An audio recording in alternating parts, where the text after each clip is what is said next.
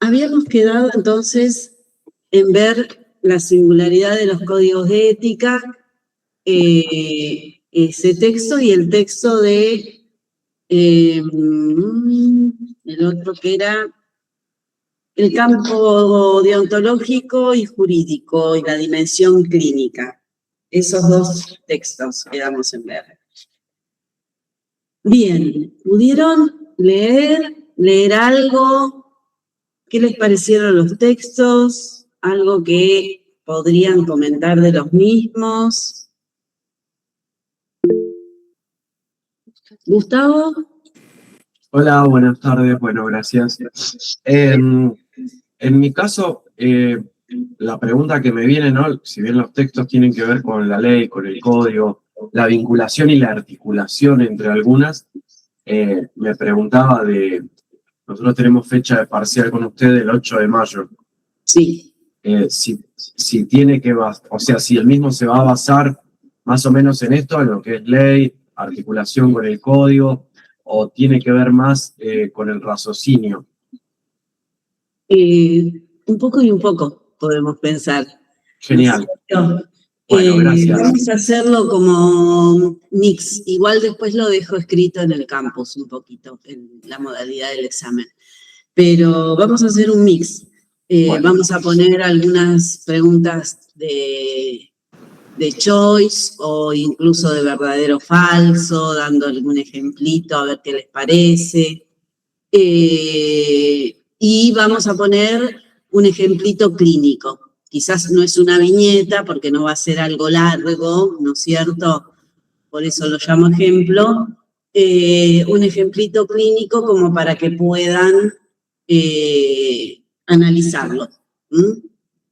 Y analizar va a significar que lo tienen que hacer desde lo teórico y los textos también, ¿no es cierto? Los textos que estamos viendo, que no fueron muchos, tienen a Ramos Monte y tienen a Caloy para lo que es ética, ¿no es cierto? Valor y moral. Después tienen a Domínguez y a Salomone en relación a la singularidad de los códigos o el campo normativo, ¿no es cierto?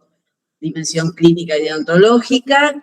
Y después tienen la ley de ejercicio profesional y el código de FEPRA. Con eso armamos el examen. Perfecto. Entonces, ustedes van a tener que, en ese análisis, poder usar toda esa bibliografía, ¿no es cierto?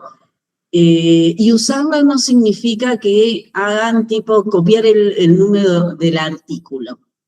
Sí mencionarlo, sí saber qué dice, pero no alcanza que sea como un análisis realmente, ¿no es cierto? Porque si solo ponemos, no sé, el ejemplito, los artículos que no se cumplen son, no sé, tal 25, 37, y escribimos quizás lo que dicen, que es como copiarlos de memoria, ¿no es cierto? Copiar y pegar, no sirve demasiado. Sí sirve que sepan qué dice el artículo, pero enlazarlo con el texto, ¿no es cierto? Enlazarlo con el ejemplo clínico.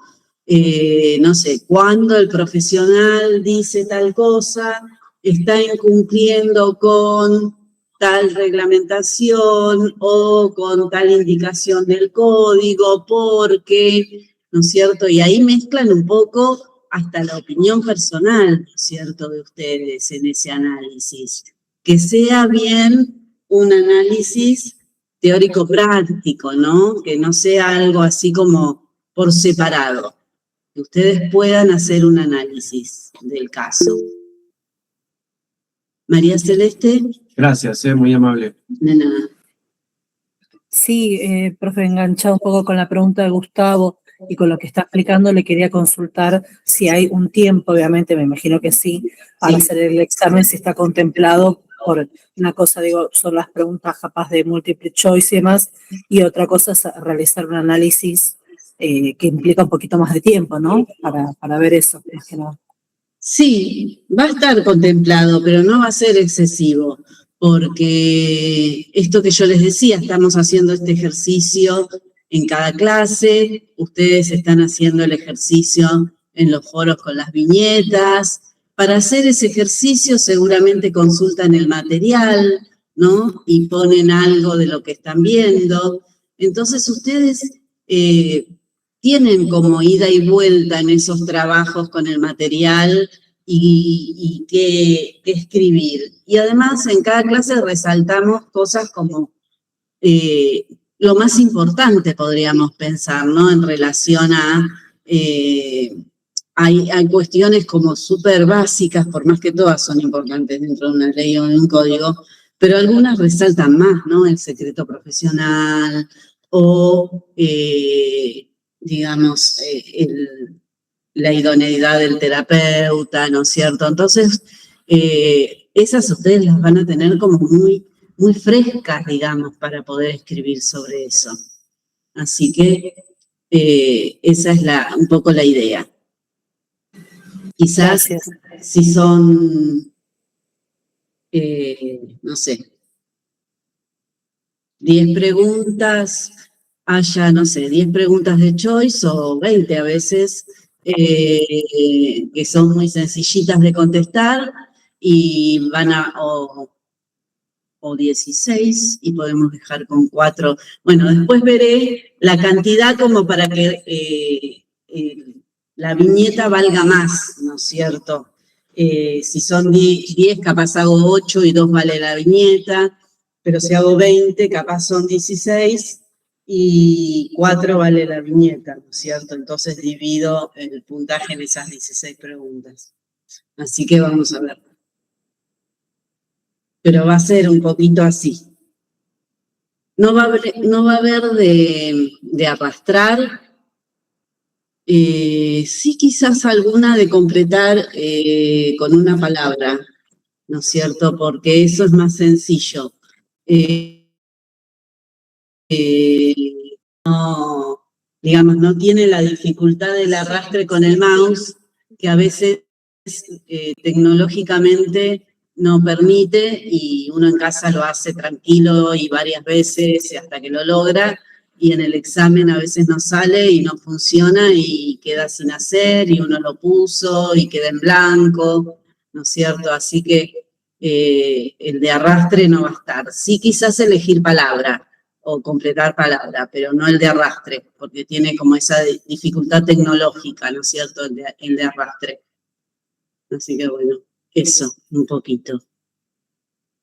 Bueno, despejado el material, bueno, les digo lo que entra, como les decía, tienen textos teóricos que no son muchos, serán aproximadamente 4 y son cortos, lo que vimos de Ramos Montes, Caloy, lo que vemos de Salomone y lo que vemos de Domínguez. Después, deontológicos tienen la ley de ejercicio profesional y los códigos de ética.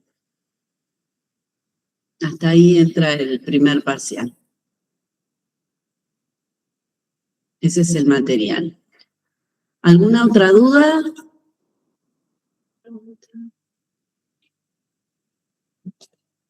La viñeta 3. Viñeta 3, bien. Falta la 3. Sí, falta la tercera porque... Sí, adrede, adrede porque en la tercera tenemos que ver un poquito de los códigos para habilitarla. Entonces, como era más en referencia al código de ética, preferí habilitarla después.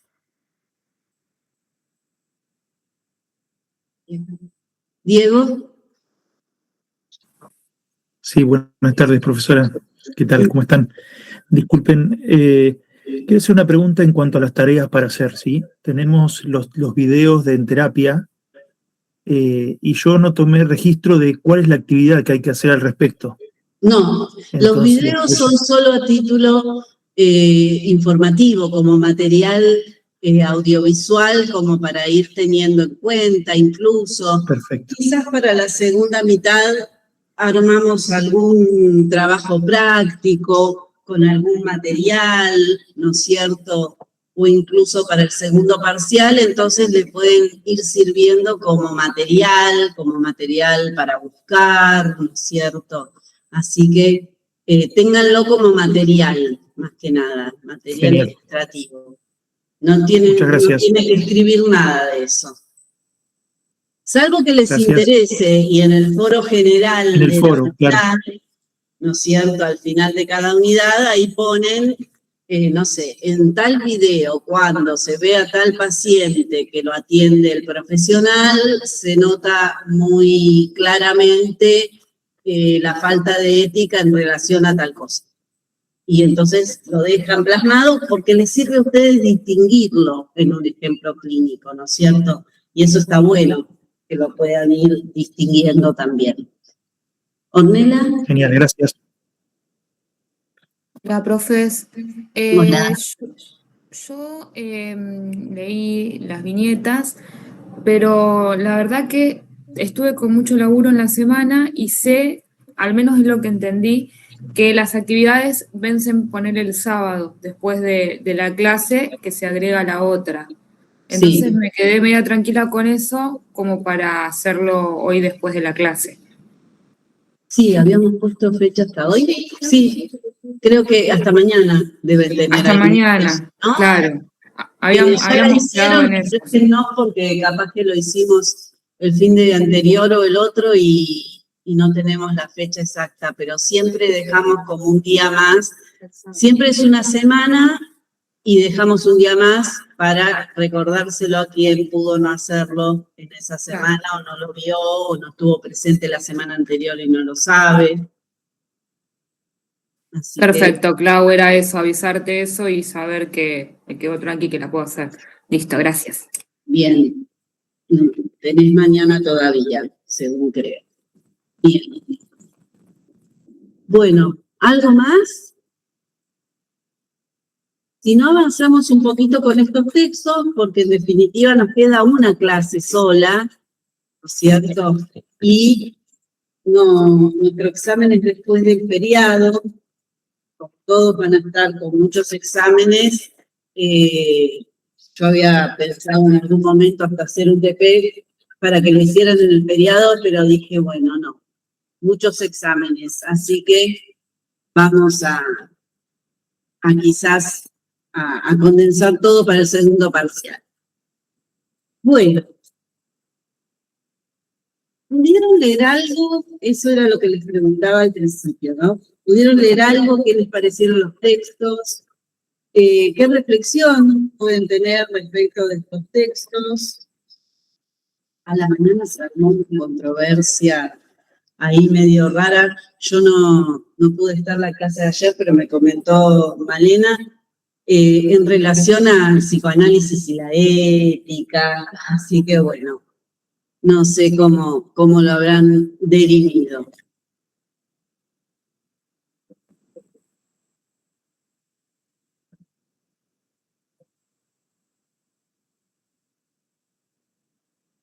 Bueno.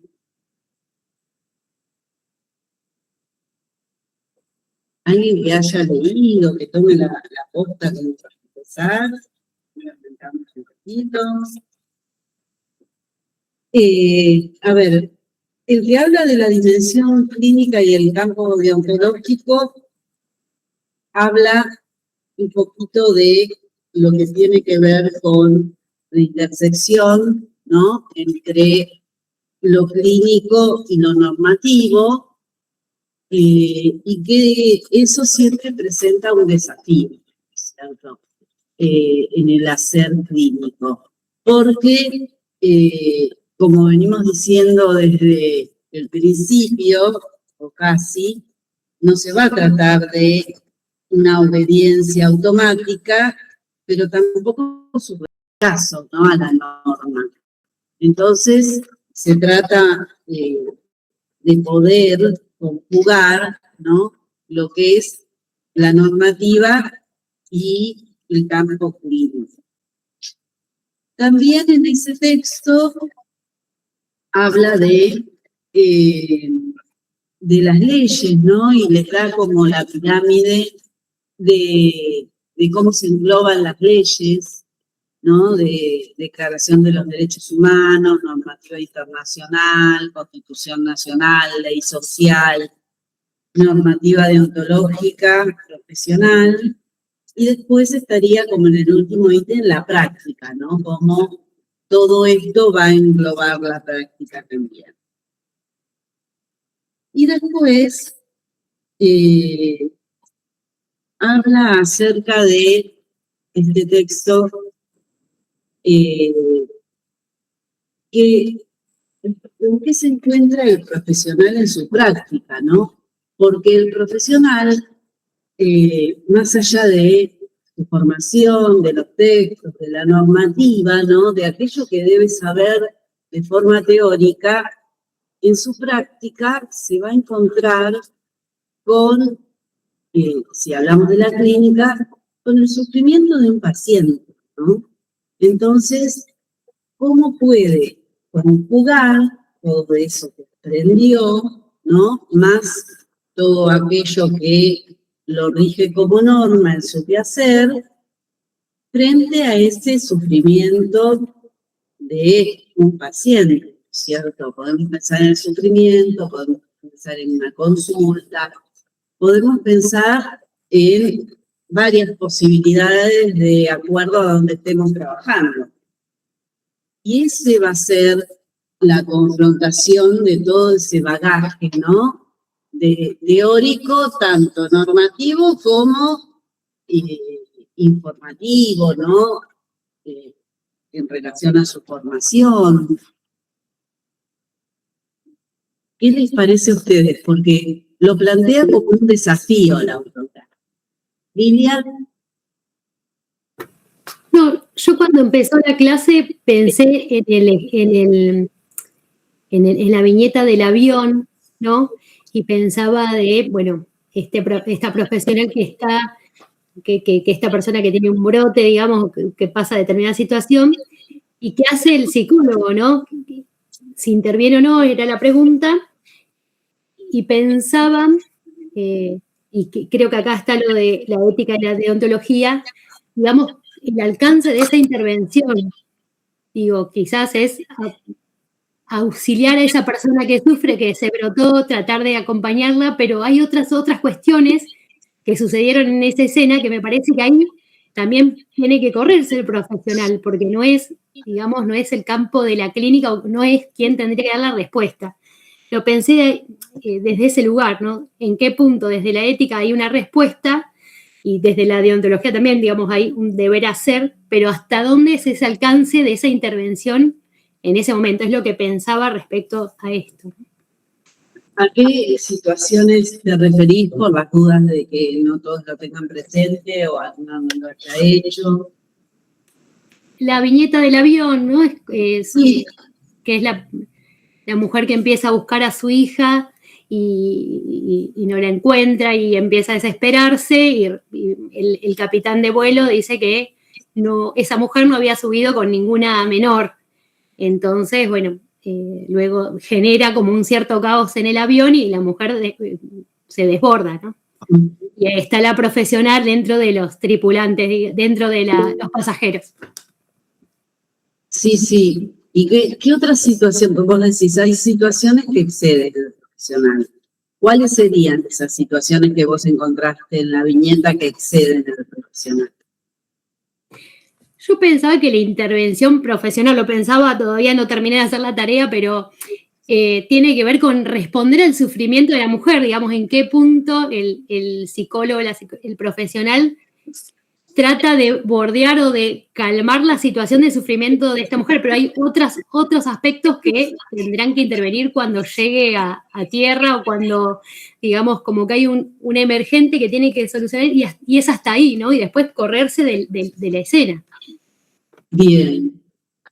Yo pensaba en relación al lío que se puede armar dentro del avión también, ¿no? Porque quizás esto genera en esta paciente, bueno, su situación particular con su patología, ¿no? Pero quizás genera situaciones de violencia, situaciones de ansiedad en otros pasajeros, en la tripulación misma, ¿no? También allí podría auxiliar, ¿no? Como asesorando, no interviniendo directamente, sino como asesorando. Bien, Ornella. Sí, yo iba a decir eso, que quizás desde su experiencia, porque la leí, no pude sentarme a escribir, pero más o menos, ya más o menos tengo una idea de a dónde iría, pero digo, quizás desde su conocimiento, ¿no? Con, qué sé yo, el tema de acompañar la emoción, ¿no? Contener, calmar, guiar un poco desde ese lugar, esa situación en particular, sin colocarse en una posición más, más de la clínica o psicoanalítica, ponele, no, sino para el momento. Bien, bien. Actuar frente a la emergencia. Bien. Bueno, esto, ¿no? Porque se trata, después se va a tratar siempre de un saber hacer, ¿no? Se va a tratar de un hacer en acto, dicen las autoras, ¿no es cierto?, en el momento, y de saber que hay una cuestión en donde, como son analistas, las autoras hablan de la captación, ¿no? Hablan del no todo. A mí el no todo me parece interesante, más allá de pensarlo desde la captación o no, porque son los límites de los que habla Lilia, ¿no es cierto? No podemos hacer todo, ¿no es cierto? Solucionar todo lo que quizás está pasando allí. Algunas cosas vamos a poder, otras no, va a depender de la gravedad, va a depender del revuelo que se arme, ¿no es cierto? De la tripulación que está a cargo de los pasajeros, ¿no es cierto? Hay casos, yo conozco casos verídicos, porque este fue sacado en la película, casos verídicos en donde una persona se brota y no habiendo nadie que la contenga, la tripulación logra contenerla y la atan y la llevan atada hasta el primer aeropuerto cercano en donde aterriza el avión y bajan a esa persona, ¿cierto? Porque no tienen otra forma de contener a una persona que se violente o se brote en un avión, digamos, lleno de pasajeros que podría poner en riesgo la vida o la salud de otros pasajeros, ¿no es cierto? Entonces la contienen físicamente y la atan. Y lo conozco de relato de primera persona de gente que ha viajado en dicho avión, ¿no? Y sí, lo que hicieron fue un aterrizaje de emergencia en un aeropuerto cercano, como para que los médicos, ¿no es cierto?, pudieran hacerse cargo de la situación, ¿no? ¿Qué les parece a ustedes en situaciones de similares, hipotéticas similares, ¿no? Porque podría pasar en un transporte de pasajeros, ¿no? En un tren, en un micro. Ay, de hecho, a mí me ha pasado de viajar en subtes con personas que, bueno, que lamentablemente, claramente estaban en situación una situación de calle o muy precaria, y verlos en un brote, no sé, me da la sensación de que era esquizofrenia o algo así, porque gritaba, tenía como movimientos muy particulares, y es peligroso también porque había gente que se asustaba y se bajaba rápido del subte, digo, hay niños que se asustan, pueden salir corriendo. Pensaba en eso, en los colectivos también lo he visto. Bien. ¿Y qué les parece que se podría hacer? ¿Se podría hacer algo? ¿No se puede hacer nada? ¿Qué les parece a ustedes? Siempre se puede hacer algo, me parece.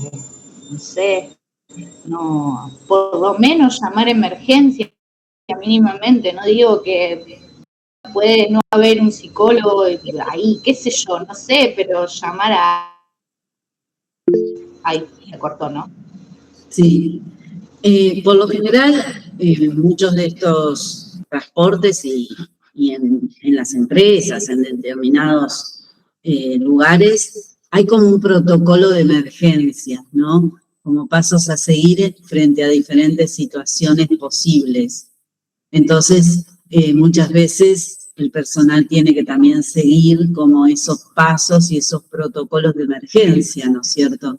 Nosotros también muchas veces debemos adecuarnos a esos protocolos, ¿no es cierto? No es que podemos hacer lo que se nos ocurre o lo que nos parece a nosotros, tratamos de llegar a como un consenso y un acuerdo con quienes están como a cargo de esa situación, que a veces, bueno, se le avisa al maquinista, ¿no? En alguna estación, en un subte, a veces le avisan al maquinista en alguna estación, o si ven a un policía, le avisan a un policía, y entonces empieza a haber un protocolo en donde el policía habla con la central, hablan de que en tal vagón, de que en tal tren, ¿no? Y empieza a haber todo un protocolo de seguimiento y ven cómo resuelven la situación, que seguramente será que la policía lo pueda extraer de allí y después acceder a los servicios médicos, ¿no?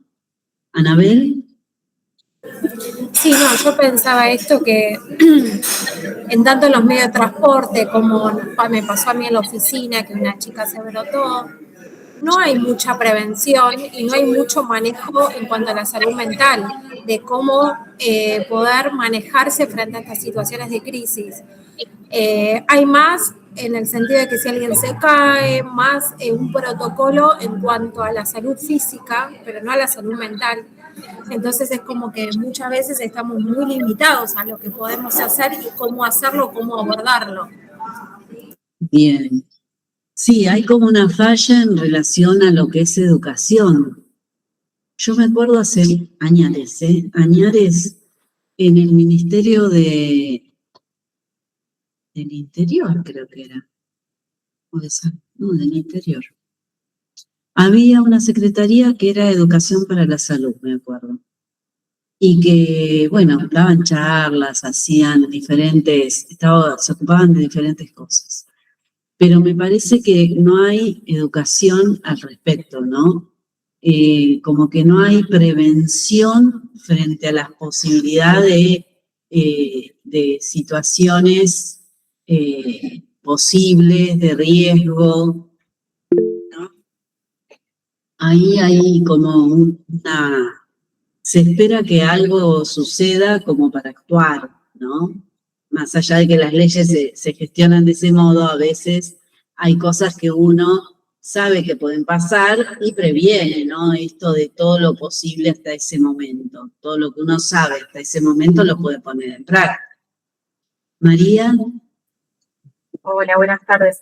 No, quería aportar que recién en los últimos años, cuando uno se pone a buscar cursos de prevención y más, Cruz Roja es histórica por todo lo que tiene que ver con RCP y primeros auxilios, y recién en los últimos años estuvieron incorporando todo lo que tiene que ver con los primeros auxilios emocionales o psicológicos para atención de víctimas.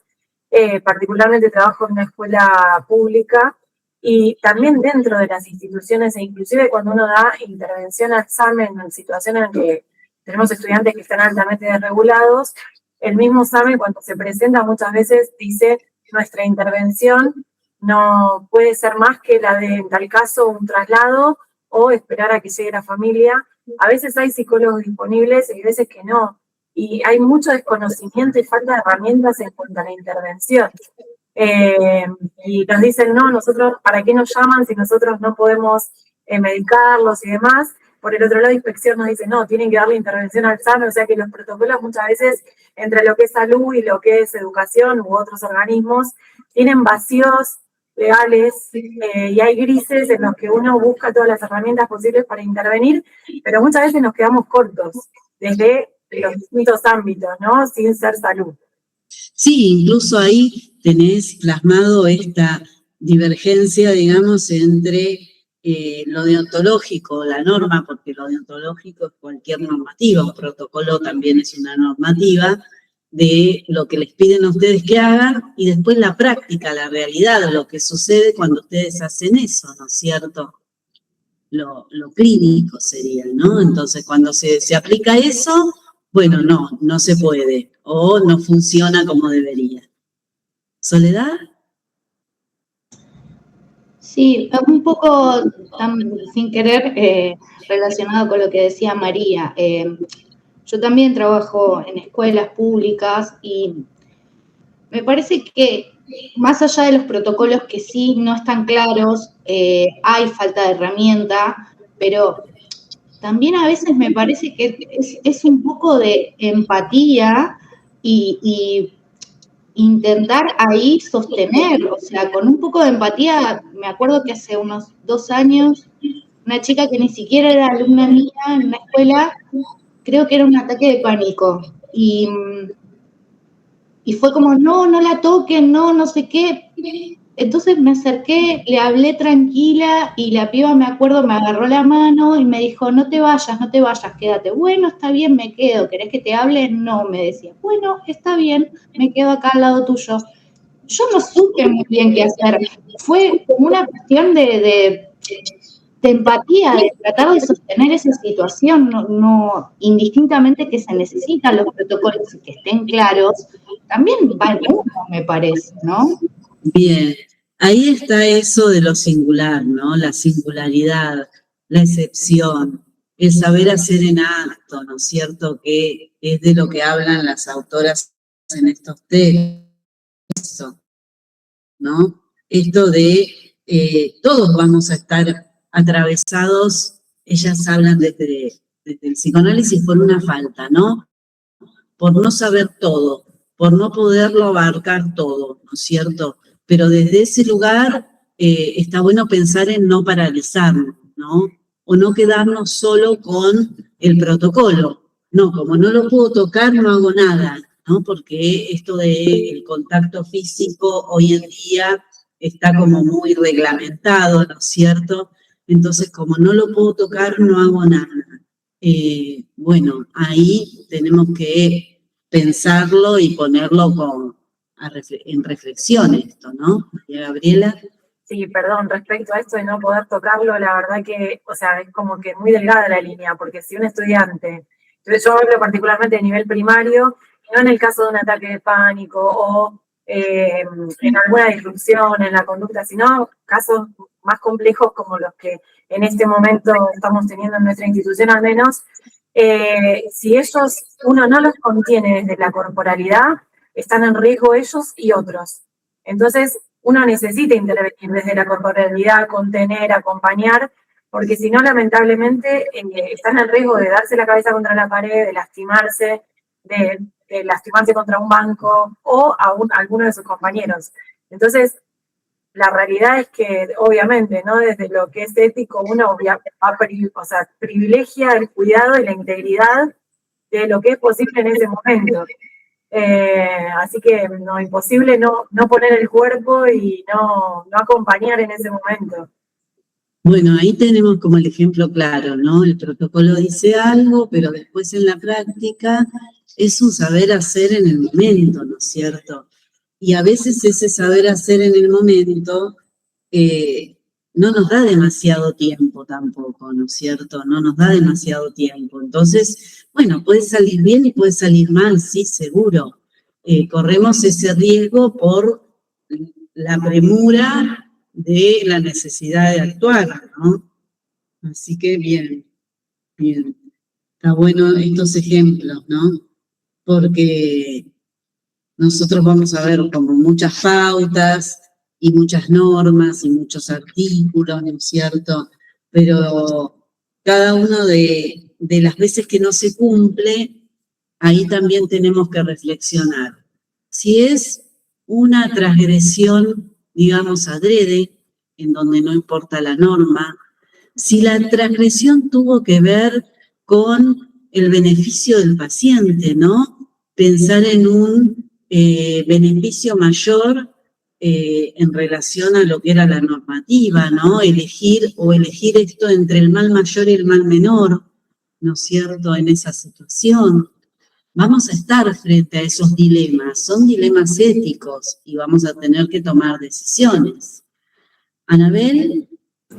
Sí, no, esta es una pregunta más. No sé si en alguna ley menciona, porque, por ejemplo, yo que trabajo en una empresa grande y en el edificio somos muchos empleados, la ley te exige que tengas un consultorio un médico, que haya un médico las 8 horas que hay personal, pero no así un psicólogo. Entonces, siempre todo está abocado a la salud física y no a la salud mental. Entonces, creo que muchas cosas se evitarían o si hoy alguien se brota, no sabemos cómo manejar. Sí, pero la salud mental tiene algo que nosotros lo vamos a ver para el segundo parcial, que es súper interesante para pensarlo, que todos lo saben y van a poder hablar un montón de esto, que es el estigma, ¿no es cierto? En muchos lugares quizás hay un gabinete o hay un psicólogo o hay un médico al que se puede recurrir, y sin embargo en las empresas, en las instituciones, no recurren al médico de la empresa o del gabinete o de ese lugar, porque temen, ¿no es cierto?, por el estigma social, ¿no es cierto?, dentro de su trabajo. Así que también eso puede pasar. Aunque exista, a veces puede pasar que no se recurra a ese profesional. Ornella. Eso sucede muchísimo. Está el área que yo laburo ahí de promoción de la salud mental y prevención de consumos problemáticos en el ámbito laboral. Nadie se acerca justamente por esto. Bien.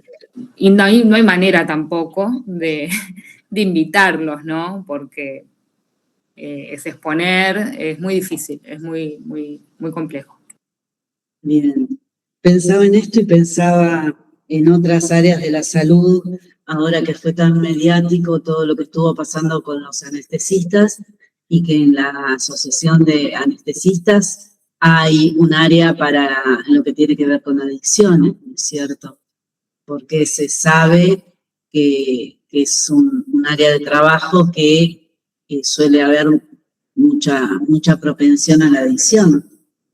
En el mercado central, por ejemplo, la gente va borrachísima, hay mucho alcoholismo y hay muchas violencias también, donde realmente no es un brote, sino que se quieran cortar con cuchillos, las peleas por el consumo de alcohol. Uh-huh. O gente que trabaja en lo que es las maquinarias, ascensores, que eso se ocupa CIMAT del buen estado de la máquina.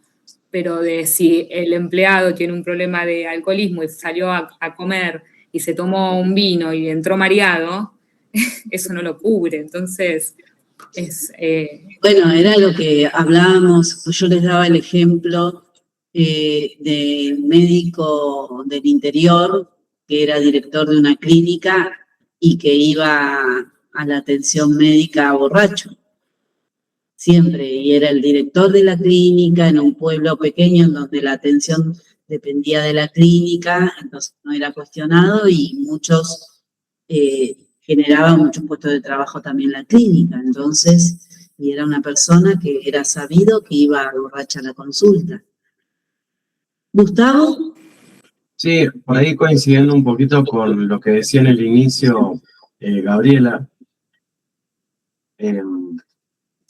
y después un poco con lo que dijo Ornella. Primero creo que la salud mental no está siendo prioridad, y tiene que ver con un entorno sociocultural y desde la política estatal, nacional, con sus afluentes hacia las provincias y lógicamente hacia las localidades.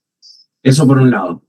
En segundo orden, sigo convencido de que el estigma, esto que decía recién María, lo que decía Ornella, más allá de las invitaciones, el recurso que se utilice en pos de garantizar a los trabajadores en determinado lugar un, entre comillas, y subrayado con negrita, el bienestar laboral, no acontece. Se sigue viendo, y creo que así como nosotros acá en el sur, yo soy de Chubut, en otros lugares también se puede ver este famoso piso pegajoso, techo de cristal, donde, no sé, a modo de ejemplo, Ornella y yo tenemos el mismo puesto de trabajo, la misma antigüedad y la misma responsabilidad. el sueldo de Ornella sigue siendo inferior al mío, ¿no? Y con esto cierro para no extenderme tanto, dentro de lo que tiene que ver con el estigma, la violencia que puede ser ejercida dentro de la labor diaria, hace que la gente, por más protocolo que se active, que se utilice, que se haga, no llegás a la persona por este temor, miedo de, no, o sea, yo cómo voy a denunciar yo que María, que es mi jefa, no sé, me acosa, me sobrecarga de trabajo, me contacta fuera del horario, todo lo que va generando un estrés desmedido. Así todo, vuelvo al principio, como un círculo vicioso, lo sociocultural hace que uno no se acerque, yo no voy a andar quejándome, reclamando o lo que fuese, ¿no? Digo, la salud mental sigue estando un tanto desvalorizada, por no decir desvalorizada desde el punto tal. Hablábamos en esta misma clase el viernes pasado de la modificatoria y pudimos debatir si era buena, si no era buena, pero digo, no hay protocolo que banque a alguien en un estado de vulnerabilidad. Eso nada más. Bien, bien. Por lo menos hay, en esto de la modificación de la ley se está hablando de salud mental, que por años no se hizo, ¿no? Por lo menos hay algo de visibilización al respecto, ¿no? Así que bueno, saquemos de lo malo lo bueno, ¿no? Aunque más no sea hace poquito. Juan. Hola, profe, buenas tardes. ¿Cómo va? Bien, sabe que tengo una consulta, la importancia de la salud mental en el trabajo, ¿no? Y esto de la ética, la deontología. Mi duda es hasta qué punto es ético o legal. Por ejemplo, yo trabajo en una fuerza, ¿no? Y cada vez que un personal va a junta médica y demás y le hacen un diagnóstico, ese diagnóstico sale de lo que es el ámbito de la salud, sube las instancias, ¿no? De una dependencia a otra y llega a la dependencia en donde trabaja el funcionario que fue diagnosticado con X diagnóstico. El tema es que ese diagnóstico pasó por distintas manos y más de uno lo vio. ¿Eso no rompe el secreto profesional? Sí. Siempre y cuando sean profesionales que accedan a esto, todos quedan implicados profesionales de la salud, ¿no? Todos quedan implicados dentro del secreto profesional. Para que accedan otras personas, digamos, a lo que sería la historia clínica de un paciente, hay regulaciones muy específicas. Y hay una ley que es la ley de los derechos del paciente, de protección del paciente, ¿no es cierto? Entonces, ahí se es muy específico cuando se entrega la historia clínica, quién se entrega, quién puede tenerla, cómo se debe guardar, todos los recaudos necesarios. Lo mismo que el secreto profesional, que solo se puede levantar de forma excepcional en 4 instancias que creo que mencionamos la semana pasada, ¿no es cierto?, que tenían que ver con la autorización del paciente, con el riesgo cierto inminente, con el pedido de un juez, en defensa del profesional, si así lo necesitare, o para evitar la comisión de un delito, ¿no es cierto?, también podía ser. Entonces son como situaciones específicas en las cuales uno al levantar el secreto profesional lo justifica, o en el caso de ser necesario lo puede justificar. Esto no significa que nadie lo haga, significa que si somos llevados a juicio como profesionales por haber levantado el secreto profesional, si lo hacemos en alguna de estas instancias estamos avalados, justificados. De otro modo no lo estamos. O sea que no es ni ético, ¿no es cierto?, ni legal, porque la ley pide el secreto profesional. Cuando se infringe una ley, no es legal.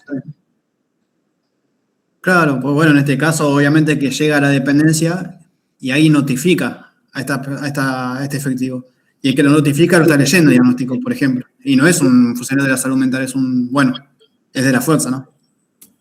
A veces se firma, digamos, en lo que es la conformidad del ingreso a un lugar, no sé, en el caso de tu fuerza, Juana, de lo que hablas vos, pero se firma que se van a requerir informes anuales de los empleados, se van a,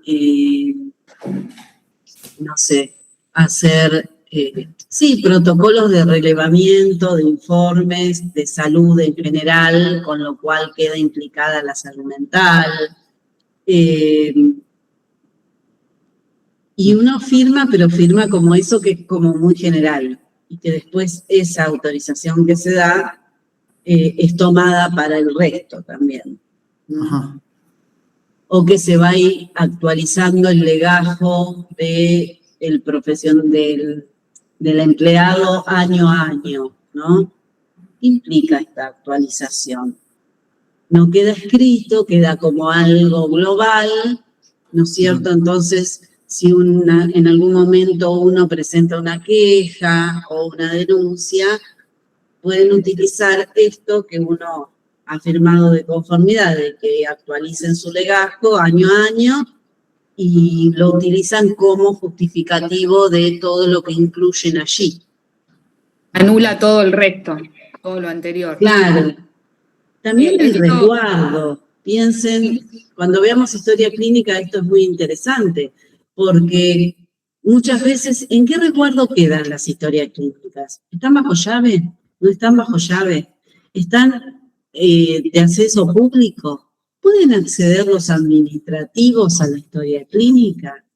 ¿No es cierto? Un administrativo no tiene secreto de confidencialidad, no está englobado, enmarcado en dicho secreto. Y entonces,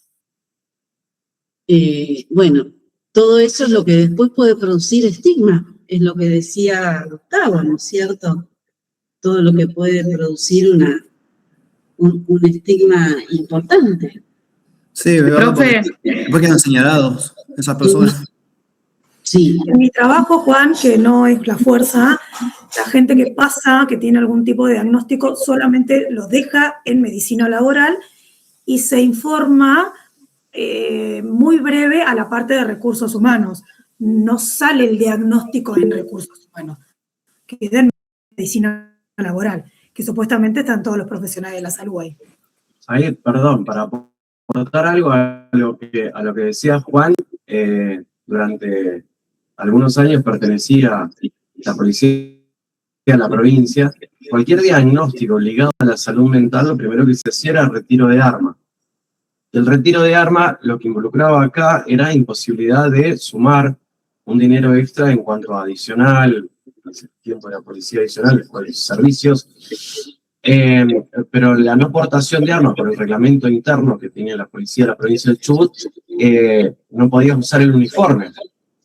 Entonces, hablame psicológicamente de estigma. Sin el arma, sin el uniforme, pasaba a ser que, por ende, las funciones pasaban a ser otras. Entonces, ¿quién iba a manifestar el diagnóstico a dónde o a quién? Si lo primero que hacía el profesional de la salud mental era, no sé, invalidarte, por decirlo de alguna forma, ¿no? Sí, pero ¿no te parece que está bueno, si tiene algún diagnóstico en salud mental, que le retiren el arma? Yo como ciudadana sí, sentiría un poquito más. Puedo llegar a coincidir con vos, Nati. Yo ahora trabajo en la justicia de la provincia. Puedo llegar a coincidir con vos cuando el profesional de la salud es objetivo, tiene un pensamiento crítico y aborda el tema con la realidad, con la ética, con la deontología profesional. No solo de manual, retiramos el arma a Juan o a Gustavo y después vemos qué pasa, y mientras Juan, que no se puede, perdón si lo digo así tan crudo, desarrejarse un tiro, o Gustavo se termina colgando porque la forma la encuentra. ¿Se entiende? Pero no hacen junta médica en la policía. No sé cómo es, por eso te pregunto. ¿No debería, Nati, de hacerse. Okay. Por eso digo, éticamente, acá al menos, ese tipo de cuestiones no. Digamos, de manual, le retiramos el arma a Gustavo, le sacamos el uniforme porque sin arma no lo puede vestir y le cambiamos la función. Ahora, el diagnóstico, la problemática y todo lo que conlleva ese estigma, Gustavo lo sigue padeciendo. Sí, en mi caso, suicidio. De juego la norma frente a lo que es la realidad, lo subjetivo, lo individual, ¿no es cierto?, lo singular, y cómo debería pensarse en cada caso, ¿no? Bien. Juan. No, yo iba a acotar a lo que preguntaba Natalia. En mi caso hay junta médica y demás. El tema es que a veces, como dijo Gustavo, al personal le sacan el arma, le sacan el uniforme, la posibilidad de hacer adicional, con un diagnóstico que se divulgó por todos lados, a veces por error, a veces por lo que sea. Después resulta que el personal va a un psicólogo particular, hace terapia, presentan 1, 2, 3 certificados de diferentes psicólogos diciendo que está apto. En Junta Médica, por ejemplo, no lo vuelve al servicio. En Junta Médica lo evalúa una vez cada 6 meses. Y el personal estuvo gastando plata en psicólogos 6 meses, diciéndole que está bien para el servicio y no lo vuelven, por ejemplo. Entonces a veces el sistema falla. Y ese personal, como dijo Gustavo, no tiene el arma, pero si realmente está mal, va a encontrar 1000 maneras de hacerlo. Y hay muchos psicólogos que dicen que está bien, de hecho. Entonces Sí, le terminan haciendo más dolor de cabeza que otra cosa. Sí, y además El diagnóstico y no la es contención. un diagnóstico, ¿no es cierto? También tengamos en cuenta cuánto tiempo le puede llevar, ¿no? Si hasta que evalúa, hace la evaluación, ¿no? Pero bueno, son todas los dilemas a los que nos enfrentamos, las injusticias a veces a las que nos enfrentamos, ¿no? La divergencia entre lo que es el código y la realidad o la práctica o la praxis o la clínica que deberían acompañarse y a veces van por carriles muy separados, ¿cierto? Ornella. Sí, yo estaba pensando en los largos tratamientos, ¿no? Porque cuando vos entrás derivado por tu psicólogo a un tratamiento psiquiátrico, es un largo periodo del tratamiento, donde muchas veces estás inhabilitado de ir a trabajar por una cuestión de diagnóstico y de medicación. Entonces, si te cambian los contratos, ¿no? Es cada un año, probablemente esa persona no sea nuevamente contratada si tuviste un largo tratamiento. Más allá de que sucede, ya eso sucede. Si vos tenés algún largo tratamiento, ¿no? O lo que sea, las empresas, por lo general, tratan de no contratar a esa gente. Bien, bueno, volvemos al estigma, ¿no? Volvemos al estigma en salud mental, que es un tema muy, muy actual, aunque hay quienes piensen que no, ¿no? Como que se ha avanzado, que la ley, esto, que lo otro, que no construir más instituciones manicomiales. Bueno, se piensa todo en un avance. Me parece que hay estereotipos sociales, estigmas sociales que hay que poder trabajar en conjunto y, bueno, y tener interés en ese trabajo en conjunto, ¿no? El interés viene de todas las áreas, ¿no? Si hay un interés puede haber un avance. Cuando quienes pueden hacerlo no tienen este interés, por más que exista esta necesidad, quizás no se logra, ¿no? Ese avance. ¿Soledad? Sí, estoy pensando en voz alta, no sé bien, pero yo me pregunto, esta cuestión, lo que hablaban los compañeros, ¿no? Principalmente con el diagnóstico, que esté dentro de este secreto profesional el diagnóstico, ¿no contribuye justamente a la sociedad a este estigma? Porque una cosa es el diagnóstico y otra cosa es lo que padece la persona, la vida, la historia de la persona, que puede o no contarla, pero el diagnóstico me parece que contribuye a esta cuestión social del estigma. No lo sé, lo estoy pensando en voz alta. Bueno, quizás como profesionales tenemos que pensar que los diagnósticos pueden llegar a ser para nosotros, aquellos que se vayan a dedicar a la clínica, que en general somos un porcentaje alto, que puede ser una etiqueta, ¿no? Y que puede obstruir nuestro trabajo de entrada si nosotros nos adherimos a esa etiqueta, ¿no es cierto? Así que ahí me parece interesante también reflexionar al respecto. No sé, decir algo. Lo mismo que es una etiqueta. Claro, es una etiqueta. Si nosotros nos quedamos con esa etiqueta, nos quedamos hasta inhibidos para trabajar, ¿no es cierto? No se puede hacer nada. No, se puede hacer un montón. Cuando yo doy niños, no sé si alguno de ustedes ya cursó niños, Orne, vos sí. Hablábamos en relación a los niños, hablábamos de esto, ¿no? Que si pensamos en estas etiquetas, ya no tenemos como media batalla perdida, ¿no es cierto? En cambio, si en lugar de pensar en la etiqueta, pensamos que tenemos un sujeto enfrente y todo lo que podamos lograr va a ser un avance y va a estar bueno, sea poco, sea mucho, ¿no? Quizás no podemos cambiar el diagnóstico, pero sí avances, bueno, trabajamos de otra forma, ¿no? Porque trabajamos con una apuesta a favor de esa persona, en ese caso eran los niños, pero con una apuesta a favor, ¿no es cierto? Por más que tengan un diagnóstico. Piensen en esto incluso como se banaliza, ¿no? Hasta en el vocabulario, en el trato, ¿no?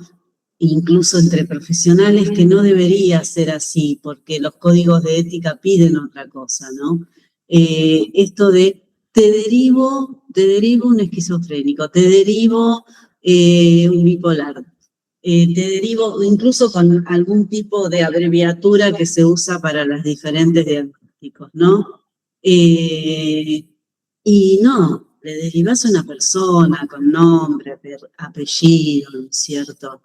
Pero a veces entre los médicos está este lenguaje, ¿no? Sí, también la palabra loco como peyorativo, ¿no? Sí, también. Lidia, vos habías preguntado algunas cosas que están escritas y ahora escribieron más y quedó arriba, así que contanos qué decías. No, yo estoy pensando como qué relación se establece entre la ética y la subjetividad, digamos, el ser de la persona profesional. No sé si se entiende la pregunta. Me parece que la ética es lo que nos da la posibilidad de pensar en el otro, ¿no? Porque pensamos en nuestras decisiones. Si nosotros pensamos en nuestras decisiones, reflexionamos respecto de nuestras decisiones, eso siempre nos va a hacer mejores profesionales que aquellos que solamente obedecen órdenes, ¿no es cierto? Y entonces quizás nunca van por fuera de la norma, nunca van a tener un problema, nunca van a tener un juicio, ¿no es cierto? Pero seguramente dejaron por fuera al sujeto, dejaron por fuera a la persona, dejaron por fuera lo que es humano, que tiene que ver con esto, con lo singular, con lo excepcional, con aquello que creemos que lo hemos visto todo y no lo hemos visto todo. Algo nuevo siempre va a poder aparecer y nos va a volver a desafiar y nos va a volver a presentar un dilema.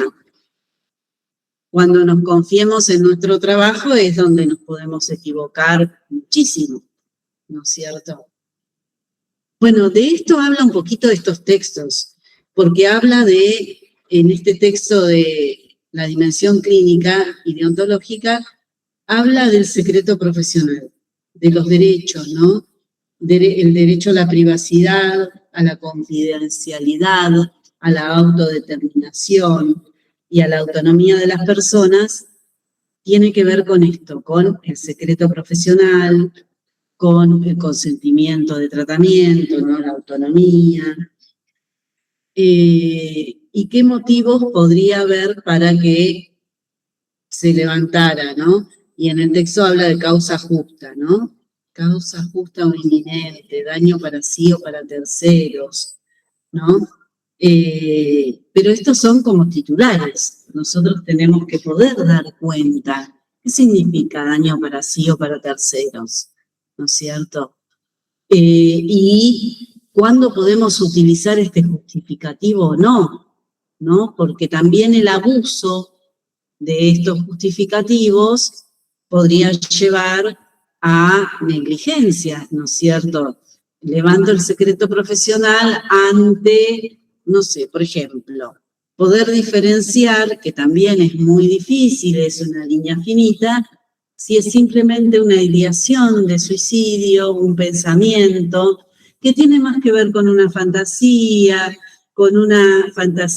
de poder terminar rápidamente con nuestros problemas, solucionarlos de una vez. Manipulación. Claro, una rumiación o una idea que realmente piensa llevar a cabo, ¿no es cierto? Entonces, cuando ya pensamos que es una idea que puede llevar a cabo, uno debe levantar el secreto profesional, ¿no es cierto? En cambio, si lo levanta con demasiada premura, puede hacer que el paciente pierda la confianza en el terapeuta y deje el tratamiento. Entonces, ahí el daño fue mayor, ¿no es cierto? Porque ya no se trata. Entonces, son dilemas, ¿no es cierto? Son desafíos, porque nosotros no tenemos, digamos, obviamente no tenemos la varita mágica ni la bola de cristal para saber lo que va a pasar a futuro. Pero bueno, si nosotros podemos reflexionar y pensar antes de actuar, seguramente nuestras equivocaciones van a ser menores y van a tener mucho más en cuenta a las personas, digamos, al humano y a lo subjetivo de cada uno de quienes nos consulten. Bien. Después también habla en relación a lograr quizás lo posible, ¿no? Los casos reales, no lo ideal, ¿no? Porque la norma va con lo ideal también, ¿no? Entonces, dentro de eso, pensar qué es lo real y no lo ideal en relación a un caso, ¿no? La pertinencia de una norma, ¿no? Cuando esa norma se puede aplicar, se justifica en ese caso, ¿no es cierto? O cuando resulta inconsistente, ¿no? Volvemos a los ejemplos a veces de las, digamos, cuando los niños deben quedarse o con los padres o con la madre, se debe decidir la patria potestad, ¿no es cierto? Las visitas, ¿no? Pensemos que tenemos este caso de este nene que falleció lamentablemente, en donde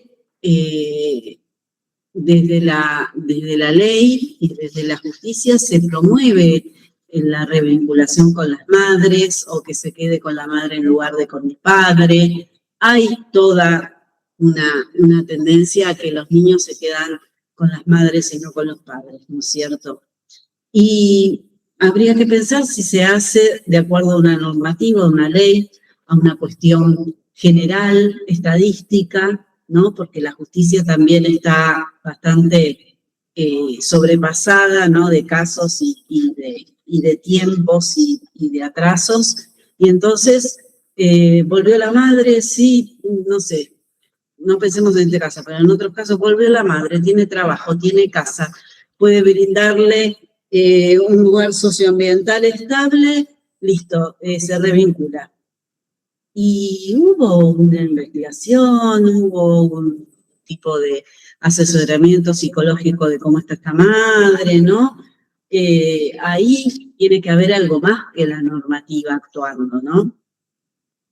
Tenemos como un montón de ejemplos en donde se quedan con lo que dice la ley o lo que dice la norma y después los resultados son terribles.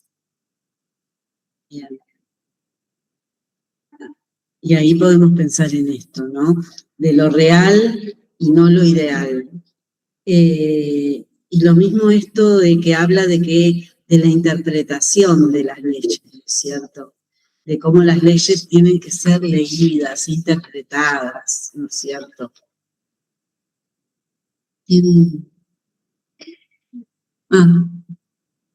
María Celeste.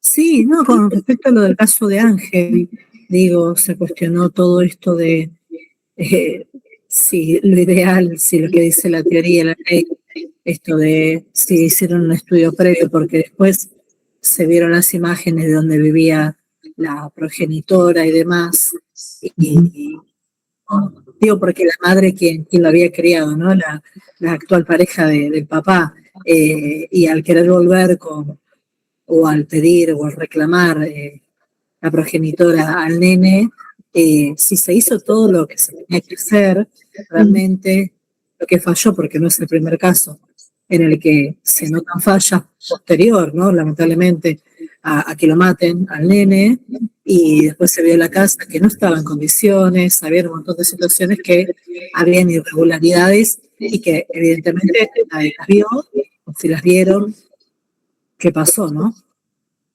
Sí, pasó con Lucio también, con anterioridad, ¿no es cierto? En caso Exacto, de Lucio. sí, sigue pasando. Sí. Sigue Es lo peor. Claro. Sí, ahí es donde hay que poner esto de la ley tiene que leerse, tiene que interpretarse, esa interpretación tiene que estar acompañada con un asesoramiento, con pruebas, ¿no es cierto? Bien. Bueno, a ver. Profesora, usted con esta hora, perdón, me perdí, conté qué texto tiene el... El que estoy siguiendo así mientras lo compartimos es Consideraciones sobre la ética profesional, dimensión clínica y campo deontológico jurídico.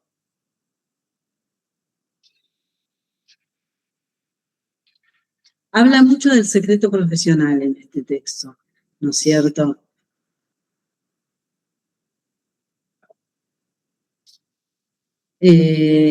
Porque dice que, bueno, que la suspensión del secreto profesional va a dar paso, ¿no es cierto?, a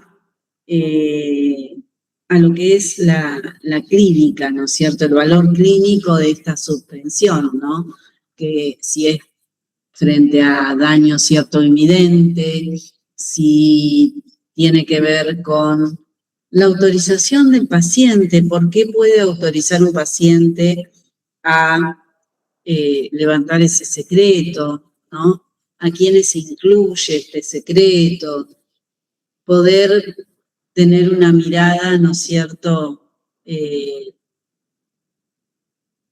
que siempre sea en relación a lo que plantea la bioética incluso, ¿no? Nosotros podemos pensar que ese campo que es más amplio, que nosotros lo vemos para el segundo cuatrimestre, pero que habla de beneficencia, ¿no? Me parece que son unos códigos interesantes que plantea la bioética, porque de eso va a tratarse cuando tengamos que decidir si lo hacemos o no lo hacemos, ¿no? Podemos, no sé. Si un juez nos pide declarar, por ejemplo, en un juicio, siendo psicólogos de alguna de las partes, podemos ampararnos en el secreto profesional, como para no hacerlo. Lo que sí nos puede pedir quizás es un informe, ¿no es cierto? Entonces, tenemos como ahí cierta posibilidad de resguardar el secreto profesional, por lo menos en alguna medida, ¿no es cierto? Entonces, bueno, de esto habla un poco este texto que es el de Salomone. El de los códigos de ética es de Domínguez. Y entonces ahí sí habla de la singularidad, ¿no? Esto que que hemos mencionado varias veces en relación a que los códigos intentan, ¿no es cierto?, regular un estado de situación hasta un momento determinado, ¿no es cierto?, y que nunca deben leerse como algo totalizador, ¿no es cierto?, sino que como un saber totalizador no debe leerse, dice Domínguez, ¿no es cierto?, sino como un compilado, pero como un compilado que tiene que quedar abierto, dice, ¿no?, como un compilado que tiene que quedar abierto porque esa apertura no va a permitir que después se incluyan lo nuevo que surja, ¿no? Porque toda norma y todo código se construye y se implementa en un momento determinado, pero después de esa implementación, digamos, empiezan a surgir casos nuevos, situaciones nuevas, que quizás ya no están enmarcadas ni en ese código ni en esa ley, ¿no? Entonces, esto de pensarlo como no algo cerrado, sino como algo abierto, ¿no? Como algo que tiene posibilidad de cambiarse, de mejorarse, de incluir otros casos que no estuvieron tenidos en cuenta hasta ese momento. Me parece interesante esto de la apertura, ¿no? Esto de la apertura, cuando pensamos en los códigos de ética. Porque también los códigos de ética van a ser ideales, ¿no es cierto? Ideales terapéuticos, ideales de comportamiento entre colegas, ¿no? Van a marcar o van a guiar la práctica, lo cual no significa que sean la práctica misma, ¿no? Porque la práctica la van a ir construyendo cada uno de ustedes, ¿no es cierto? Entonces, lo que se va a sumar a los códigos, a la formación, ¿no es cierto?, que van recibiendo en la facultad y después si siguen formándose, lo que va a acompañar todo eso es la práctica, es la experiencia, ¿no es cierto? Entonces, te tenemos en cuenta, Alexia. Es esto, es la experiencia la que acompaña como el ítem siguiente, ¿no? Que pide a veces la formación, ¿no? O la idoneidad. Los códigos de ética hablan en relación a la idoneidad y dan algunas pautas, ¿no? Formación constante, actualización. Bueno, podemos pensar en eso, pero también que eso va acompañado de la práctica, ¿no? Alguien puede ser un excelente teórico, ¿no? Un erudito, ¿no? Que da cátedras, congresos, conferencias, y uno queda maravillado al escucharlo. Habría que ver, ¿no es cierto?, si nosotros lo pensamos como una persona clínica, ¿cómo le va en la práctica?, ¿no? Porque a todos nos llega algún conocimiento alguna vez de algún profesional que se porta muy poco éticamente y uno lo ha escuchado en congresos, en los lugares más encumbrados, y cuando llega esto a nuestros oídos uno dice, ¿cómo puede ser?, ¿no? Si era alguien tan formado, que sabía tanto, que era tan didáctico, que era un placer escucharlo, y sin embargo después la práctica fue por otro lado. Bueno, de eso se trata un poco nuestra materia, ¿no? Que no vaya por otro lado, que confluya, ¿no? Que no alcanza con lo teórico, que no alcanza con la norma, que si bien no la podamos desechar ni podemos hacerlo, siempre interpretándola, siempre leyéndola, ¿no es cierto?, desde nuestro pensamiento crítico. Obviamente desde un lugar moral, porque no quedamos por fuera, digamos.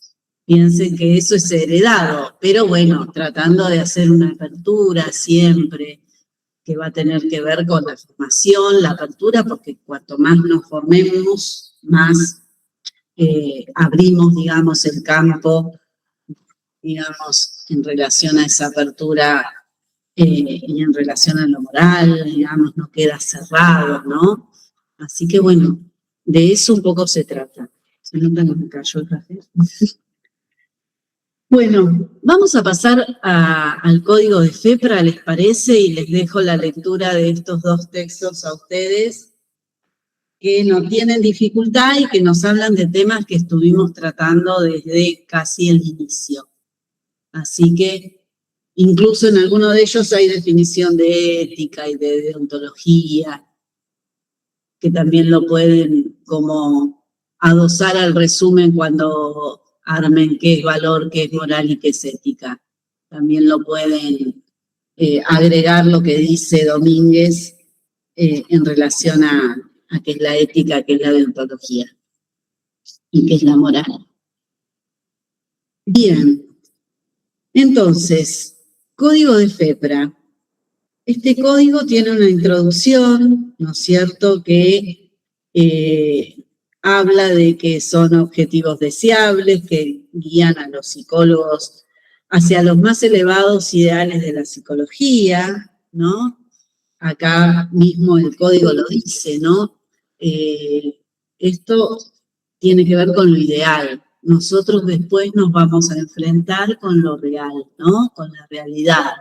Y veremos desde esto, que es lo ideal que plantea el código, cómo se ajusta o no, cuánto difiere o no, en qué casos sí, en qué casos no, poder discernir un poco eso.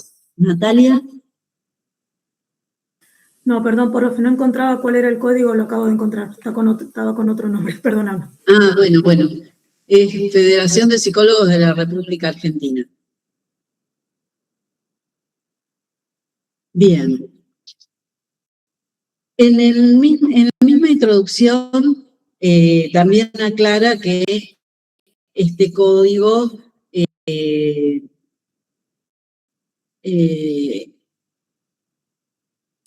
aquellos que se encuentran matriculados, digamos, en esta asociación van a estar, deben considerar este código, ¿no es cierto? Pero también las leyes vigentes, ¿no? Esto que plantea Salomón en el texto, ¿no? Cómo hay una cuestión piramidal en relación a lo que es la normativa de lo deontológico. Entonces, el código dice las leyes vigentes, los tratados y convenciones internacionales, incorporados a la Constitución Nacional Argentina. Bien.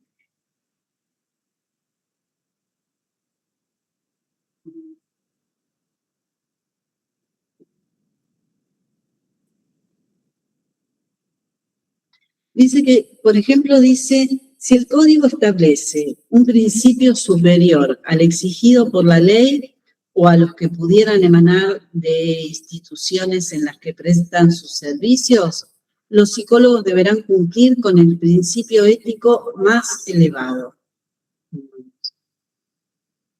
Pero lo que aclara el código, que es un poco lo que nosotros venimos pensando todo el tiempo, que la decisión final quedará bajo exclusiva responsabilidad del profesional. ¿No es cierto? Entonces, el código mismo, ¿no?, nos dice que la responsabilidad en el ejercicio de la profesión siempre va a ser del profesional. El profesional no puede ampararse en la ley o en el código para actuar mal, para hacer daño, ¿no es cierto? Ahí es donde dice que la responsabilidad siempre es del profesional. Si causa daño, por más que haya actuado acorde a la ley, puede ser sancionado por mala praxis, porque la mala praxis va a tener que ver con eso, con el daño acontecido, ¿no? Y entonces la persona actúa negligentemente, ¿no? No actúa imprudentemente. Nosotros después vamos a ver de qué se trata la mala praxis y qué diferencia hay entre imprudencia y negligencia. Pero sí actúa negligentemente, ¿no? porque conoce la normativa y la aplica, digamos, acorde a sus propios criterios, quizás, o en un criterio errado, no era para aplicar esa normativa en ese momento. Así que bueno, esto de la exclusiva responsabilidad ténganlo siempre en cuenta. Después tienen un preámbulo de este código y lo que me interesa empezar a abordar es la declaración de principios de este código, porque en base a esta declaración de principios son todos los artículos. El primer punto de esta declaración de principios es el respeto por los derechos y la dignidad de las personas, ¿no es cierto? Y entonces se dice que los psicólogos guardarán el debido respeto de los derechos fundamentales, la dignidad, el valor de todas las personas, no participarán en prácticas discriminatorias, respetarán el derecho a la intimidad, privacidad, autonomía y el bienestar de las personas, grupos y comunidades. Bien. Acá ya tenemos algo como para empezar a pensar.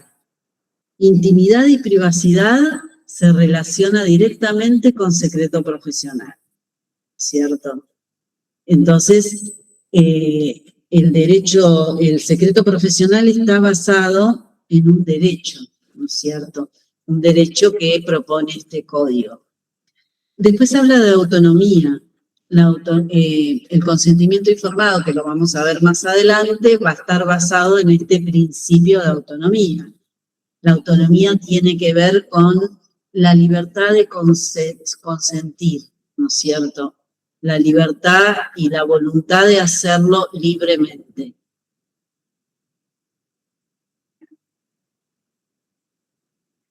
El segundo punto de estos principios es la competencia. Y acá hablamos de los psicólogos se comprometen a asumir niveles elevados de idoneidad en su trabajo, reconociendo las fronteras de sus competencias particulares y las limitaciones de su pericia. Proveerán solamente aquellos servicios y técnicas para las que están habilitados por su formación académica, capacitación o experiencia. Tendrán en cuenta que las competencias que se requieren en la asistencia, enseñanza o estudio de grupos humanos varían con la diversidad de dichos grupos y épocas. En el uso de nuevas tecnologías, el psicólogo debe ser coherente con el espíritu de este código. Bien, acá tenían una viñeta en relación a la competencia, ¿no? El cambio de actividad profesional. Claro, la viñeta de Ana, exacto. Bien. Bien. Y esto de conocer nuestros límites, ¿no es cierto? Poder, digamos, que no nos agarre una cuestión por trabajar hago cualquier cosa, ¿no es cierto? En situaciones a veces difíciles o a veces complicadas económicamente o por cierta ansiedad por trabajar, ¿no? A veces al principio, cuando uno recién se recibe, ¿no? Entonces, pensar en esto de la idoneidad, ¿no? De la formación, de la experiencia. También van a tener en cuenta, o ustedes me van a poder decir, y cómo hacemos cuando recién nos recibimos, porque tampoco es que tenemos experiencia. ¿Qué se les ocurre? ¿O qué te pasó a vos también en relación a esto? Y Claro. yo lo que puedo contar es que hay algo ahí del orden de la práctica que uno va haciendo y que ahí también vas conociendo tus propios límites éticos, ¿no? A medida que vas atendiendo casos, te vas dando cuenta hasta dónde. Después hay casos que quizás se complican y uno dice ahí, bueno, hasta acá. Quizás tengo que hacer una derivación con algún profesional que esté más especializado en la temática. No sé, por ejemplo, en la temática, no sé, de adicciones. se me ocurre, que es como más específico. Entonces, pero eso se aprende también un poco atravesando la experiencia, la práctica. Sí, y a veces no es sin errores, nosotros no somos infalibles, ¿no es cierto? Tratamos siempre de minimizar estos errores con formación, con supervisión, ¿no es cierto? Sí. Tratando de no mandarnos quizás solos, capaz que en alguna institución de entrada que nos continúa ayudando en la formación. No sé, aquellos que quieren hacer residencia, ¿no? Quizás para aquellos que rinden residencia en hospitales, ¿no es cierto?, que se rinde el examen, la residencia incluye formación, ¿no es cierto? No es solo atención de pacientes, sino también formación. O sea que se continúa formándose mientras se trabaja, ¿no es cierto? Se empieza el trabajo, entonces, y quizás en esos inicios de trabajo es acompañando a otro terapeuta que ya tiene experiencia, entonces la primera vez no es solo, ¿no es cierto? Hace observaciones, un tiempito, quizás corto, pero un tiempito, y después sí ya empieza con el trabajo clínico, ¿no? Entonces todo eso minimiza, ¿no es cierto? Va ayudando a esa idoneidad que piden también los códigos de ética. Y surgen dudas. O sea, aceptar que puede haber errores, que puede haber dudas, que está bueno hablarlo con otros colegas. Bueno, supervisar es fundamental. Tampoco supervisar, tenemos todo, sino... No, porque también hay que tener confianza en lo que uno va haciendo, ¿no? Confiar en el criterio que uno va construyendo. Bien. Esto que les decía, ¿no? Con el tema de la misma práctica. Que es en parte nuestra ética también, ese criterio, ¿no? Habla de nuestra ética. ¿Qué habían escrito? Está bien, María Peña. En función de esto fue que surgió la discusión en torno a mañana, ¿no? Porque una alumna planteó que los psicoanalistas suelen decir que se autorizan a sí mismos, ¿no? El analista se autoriza a sí mismo, ¿no es cierto? Entonces, no había una ética de trabajo en el psicoanálisis. Y ahí se armó toda una batahola a favor y en contra, digamos, ¿no? No sé qué les parece a ustedes. ¿Se analiza a sí mismo o se autoriza a sí mismo? Se autoriza. No entendí. ¿Qué significa se autoriza a sí mismo? Se autoriza a sí mismo significa que más allá de la formación, en algún momento, digamos, no es que excluye la formación, sino que en algún momento toma la decisión de empezar a atender. Que nadie puede obligar, digamos, uno puede formarse y sentir que necesita seguir formándose y seguir formándose y seguir formándose, y tiene que existir en algún momento esa autorización personal, propia, para decir, bueno, voy a empezar a atender, voy a empezar a ejercer, ¿no es cierto? Yo lo siento por ese lado, ¿no es cierto? Y también lo veo por el lado de lo que es análisis propio y supervisión, ¿no es cierto? Esa autorización no es sin responsabilidad, ¿no es cierto? Es con una... Perdón, profe, pero no es solamente el psicoanálisis, o sea, cualquier... Claro que sí. No solo en ese ámbito, pero esto de autorizarse. Bueno, autorizarse muchas veces tiene que ver con esto de la supervisión, tiene que ver con ejercer, tiene que ver con sentir que uno está formado, pero sentir internamente que puede hacerlo también, ¿no? Me parece que no es excluyente. El psicoanálisis plantea otra ética, ¿no? Que la ética de un analista solamente tiene que ser analizar, pero es porque debe dejar de lado la moral, ¿no? Se suele decir. debe dejar de lado su persona en el análisis que está llevando adelante. A eso se refiere. Pero mezclar todo, a mí me parecía, yo no estuve en esa discusión, seguramente si vuelve retomaré por ahí, pero me parecía que mezclar todo tampoco estaba bueno, ¿no es cierto? Tampoco estaba bueno. Que si nosotros nos pensamos como psicólogos y quizás en alguno de ustedes psicoanalistas en el futuro, tendremos como los dos avales, la ética que nos pide la profesión de psicólogos, ¿no es cierto?, con la formación correspondiente, con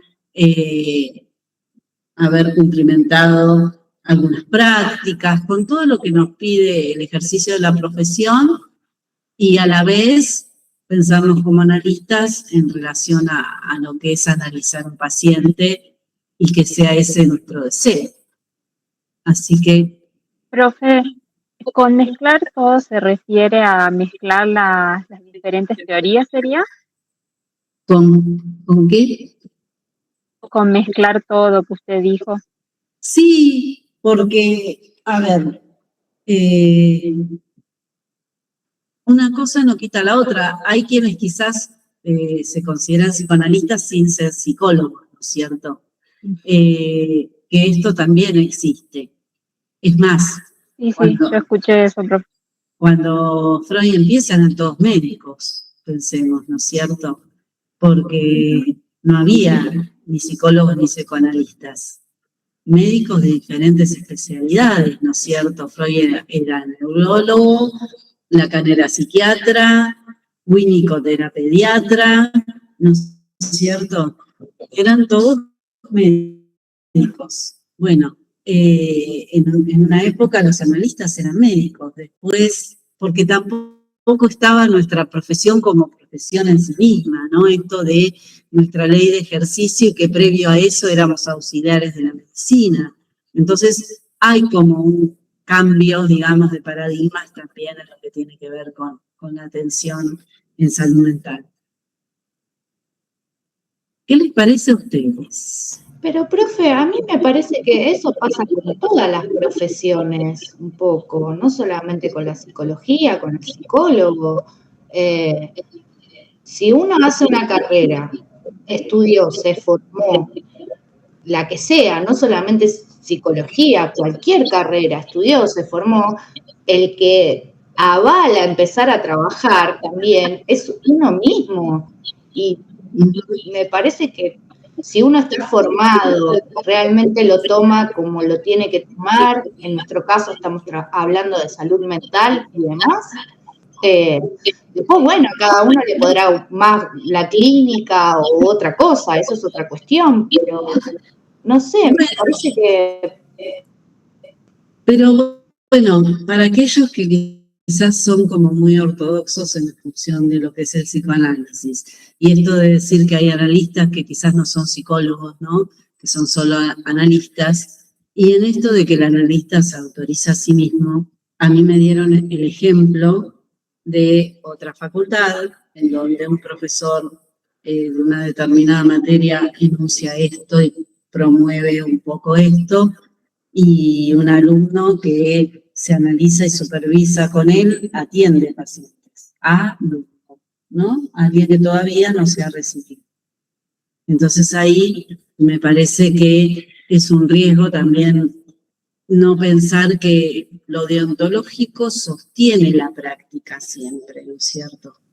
¿Sabés qué me parece que hablamos eso en psicología jurídica? Puede ser, o en esta materia, ya me perdí, porque justo estoy cursando las dos, que justamente alumnos ejercían la profesión para ayudar, por ejemplo, al jefe de la cátedra. En este caso ni siquiera era eso, era alguien con quien se analizaba, este profesor promulgaba esto en su clase, muy desde el psicoanálisis solamente, y entonces, no sé si le derivó el mismo o cómo, este alumno empezó a atender y supervisaba con este profesor. El profesor evidentemente sabía que era un alumno porque lo tuvo en su clase en algún momento. O sea, alguien que no está recibido y que empieza a atender. Bueno. Profe, Pero en ese caso, ¿no se lo puede denunciar? Sí. usted Claro. le va a preguntar algo con respecto a eso. En ese caso, no tendría que haber no sé si la palabra es control, pero por parte del colegio de psicólogos sería. Para que exista ese control, tiene que estar inscrito en el colegio de psicólogos. Y no está porque no está recibido. No tiene matrícula. Claro. Para poder... Tremendo. ¿Quién ejercería el control si no hay colegio de psicólogos? En mi provincia no hay colegio de psicólogos, por ejemplo. No, en Capital tampoco. Yo como paciente, digamos, tendría que buscar... Denunciar en la justicia. Claro, por eso. Buscar el título de profesional y investigar si es verdadero o falso. Exacto. Bien. Sí. Denunciar en la justicia. En los colegios suele haber los listados de todos los que están colegiados y ellos certifican que esos profesionales están habilitados porque tienen título habilitante, porque tienen matrícula, ¿no es cierto? Igual no es algo que pasa solo en nuestra profesión, pasa en un montón de profesiones. Sí. Hay gente que idónea se cree con la capacidad de suplantar al profesional. Cirugías estéticas, compa. Sí, de todo, es tremendo. O clínicos, no sé, te hablo uno, por ejemplo, acá hay un ginecólogo que ahora hace pediatría. Entiendo que son médicos todos, yo esa parte la entiendo, pero solamente se está dedicando a niños y es un montón. Si no hizo la especialización. No, sin especialización, sin nada, sí, tal cual. Claro. Sí. Ahí hay algo que no está correcto, digamos, ahí hay algo que no está correcto. Bueno, hablábamos también de las redes, ¿no? Que había redes de psicólogos que llamaban a profesionales y que muchas veces, aunque no fueran recibidos, si estaban estudiando, los tomaban dentro de la red y les derivaban pacientes, ¿no es cierto? Pero ahí es más difuso ver quién coordina, quién son los gestores de esta red, ¿no? El otro caso era como más fragante, porque era un profesor que se supone que sabe de qué se trata lo que es la psicología, porque está dando clases, ¿no? Está en otro lugar, ¿no? Un lugar de transmisión incluso, y habilitando esta práctica, ¿no? Así que ahí me parecía más complejo. ¿Julián? No, simplemente aportar la problemática del coaching y el counseling cuando aparecen prácticas que son no matriculadas o no legisladas, y en casos como este que estaban mencionando, bueno, puede estar ahí hasta dónde es válida la intervención del psicólogo y hasta dónde es válida la intervención del coaching. Uno diría que donde aparece una patología debería ir un psicólogo matriculado, ¿no? Pero a veces esas diferencias son bastante sutiles. Y bueno, personas que pueden decir que ellos ejercen el coaching y que no necesitan matrícula, pueden trabajar durante años, hasta que haya algún tipo de denuncia o algo donde se considere iatrogénico. Ahí está la gran cuestión.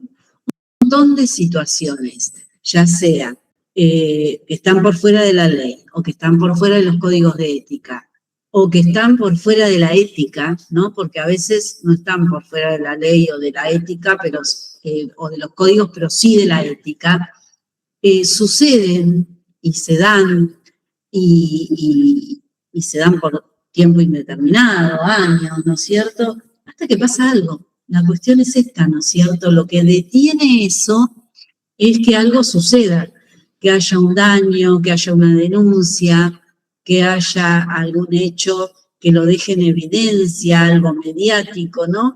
Hasta que pasa algo. Ahí está la gran complicación, tanto para quien recibió el daño, obviamente, el más perjudicado, y también para quien es profesional o no lo es y está haciéndose pasar por profesional, ¿no? Ahí está la complicación, ahí van a tener que validar su título, su matrícula, justificar su trabajo, ¿no es cierto?, para poderse defender. Entonces, así como decimos, nos guían en nuestro actuar, nos dan obligaciones, nos dan derechos también las leyes, ¿no? Entonces podemos respaldarnos en ellas en casos, digamos, extremos de alguna situación de conflicto. María Gabriela. Sí, a colación de lo que decía Julián, ¿no? De los códigos de ética y las prácticas de coaching o counseling, dentro de lo que es coaching ontológico hay un código de ética establecido. Los profesionales certificados de coaching, yo soy coach ontológico, no ejerzo, pero sí hay un código de ética establecido y dentro de ese código está explícitamente regulado cuál es el marco, cuál es el encuadre, cuál es el tipo de práctica de intervención que se puede hacer y cuál no, claramente. Cuando uno responde, bueno, a acuerdos que tienen que ver con, no hay necesidad de que haya una cuestión patológica ni de enfermedad de salud mental para la intervención del coach, y en caso de que el cliente lo mencione, claramente tiene que advertir que ese no es un tratamiento psicológico. De ahí a que cada coach ontológico lo ponga en práctica y sea leal a ese código de ética, hay un margen amplio, y por otro lado, es lo mismo que puede pasar con un psicólogo que tiene matrícula. Claro. Que no se espera ese código de ética establecido dentro del marco de su profesión. Sí, por eso las leyes y las normas están. Después pensamos en su cumplimiento, ¿no? Diego. No, simplemente después la bajé a la mano porque iba a decir más o menos lo mismo que dice Gabriela, ¿no? Yo también me formé como coaching y ontológico y fueron como muy, en la etapa de formativa, muy fuerte digamos, las indicaciones en relación a lo que sí atañe y de donde no nos podemos meter, ¿no? Y donde uno directamente a lo sumo tiene que decir, mira, yo acá no puedo intervenir, tendrías que ver a un profesional, tenés que ver a un psicólogo, o bueno, según la situación también uno podría pensar si hay una necesidad de intervención de un psiquiatra, por ejemplo, ¿no? Y después me pasa, haciendo un paralelismo también con otro ámbito en el que me manejo, que tiene que ver con el aspecto del punto de vista religioso, ¿sí? Soy una persona que participa de la vida de la fe y también hago acompañamientos en ese sentido, y también en la formación que recibí, yo valoré mucho esto, de que se aclaró muchísimo que había un terreno, por decirlo de alguna manera, en donde no había que meterse, ¿no? Y que me acuerdo una frase, algo así que decía, ¿no? En el campo, por ejemplo, de lo espiritual, ¿no? Decía, no se puede curar llamémosle una herida espiritual con una curita, o una curita no decía una venda, perdón, no se puede curar una herida psicológica o de la historia de alguien o de que tenga que ver con lo psicológico con una venda o algo que sea espiritual, ¿no? No me acuerdo bien cómo era la frase, ahora me trabé, pero como que para cada cosa puede haber distintas herramientas y no hay que meterse donde no tenemos herramientas para eso, ¿no? Bien.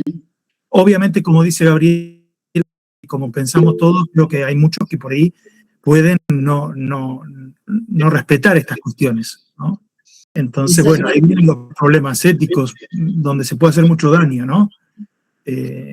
Y daño verdaderamente importante, ¿no? Bueno, pensar en la ética y reflexionar en la ética hoy en día, en el mundo en que vivimos, ¿no? Donde los valores están tan puestos en cuestión, son tan diversos, ¿no es cierto? Pueden entrar en contradicción. Me parece que es, como profesionales, o ustedes futuros profesionales, lo mínimo que podemos hacer. Totalmente, sí. Sí, yo es más una consulta que quería hacerte, Clau. Conozco un caso de una persona que está estudiando y porque no la quise interrogar, ¿viste? O como que se sintiera amenazada quizás por mis preguntas, ¿no? Pero está estudiando para psicología holística, o sea, psicólogo holístico. Sería. Y desconozco, la verdad. Sé que estaba leyendo a Freud como algo muy resumido de lo que es la historia de Freud y de los textos, pero no sé qué onda eso. ¿Dónde lo estudia? No tengo idea, no me dijo. Porque la cuestión es esta. primero hay que ser psicólogo. Después podríamos pensar que podría existir algún tipo de especialización, pero pensemos que tiene que estar avalado cualquier tipo de posgrado, especialización o lo que nosotros hagamos, tiene que estar avalado por el Ministerio de Educación, ¿cierto? Si no, cualquier tipo de certificado que nos den por aquello que hacemos es un papelito, ¿no es cierto? Algo que imprimen con algo de diseño gráfico y ya está, ¿no es cierto? Entonces, me parece que también ver dónde estudia la persona y de dónde es el título que después cuelga en la pared o dice tener, digamos, también es importante, porque todo lo que pasa por el Ministerio de Educación tiene un montón de requisitos, ¿no es cierto?, un montón de controles. Piensen cómo la CONEAU controla todas las carreras para acreditarlas, ¿no es cierto?, a nivel universitario, ¿no es cierto? Claro, los planes de estudio, ¿no es cierto?, los tiempos, las cursadas, las horas, ¿no? Hay un montón de requisitos y controles que si no están, digamos, no tienen este aval, digamos, oficial. Y entonces no deja de ser algo no oficial, digamos. Y eso también ténganlo en cuenta incluso para hacer posgrados, ¿no? Porque si ustedes van a dedicar tiempo y dinero, ¿no?, que esto tenga cierto aval que realmente después sirva, ¿no es cierto?, que realmente después les sirva o que después tengan cómo justificar lo que hacen, llegado el caso. Así que bueno, todo como para nutrirnos para el futuro, sería. Bueno, próxima semana, porque se nos termina el horario, próxima semana seguimos con el código, que seguiría lo último que vemos. Traten de leerlo, así avanzamos rápido porque lo tenemos que ver en una clase, así que hasta donde lleguemos va a ser, esperemos que sea lo más posible.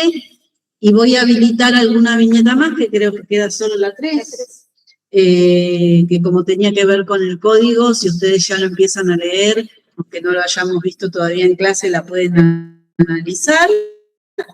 Y creo que hay un audio de estas dos autoras que también se los dejo visible para que lo escuchen. Así que seguimos así la próxima. Buenísimo, profe, gracias. Gracias. Hermosa la clase. Muchas gracias. Buenas noches a todos. Gracias, profe.